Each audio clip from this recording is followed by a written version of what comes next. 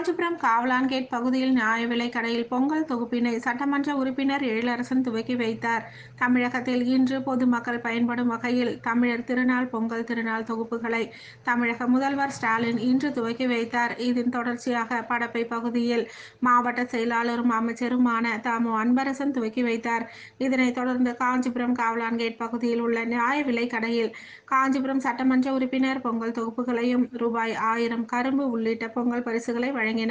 உடன் மாநகராட்சி மேயர் மகாலட்சுமி யுவராஜ், மாவட்ட பொருளாளர் சன்பிராண்ட் ஆறுமுகம், மாநகர செயலாளர் CKV தமிழ்ச்செல்வன், துணை செயலாளர் முத்துச்செல்வம், SSNS விஜயகுமார், வட்டாட்சியர் உள்ளிட்ட நியாய விலைக் கடை ஊழியர்கள், பொதுமக்கள் என பலர் கலந்து கொண்டனர்.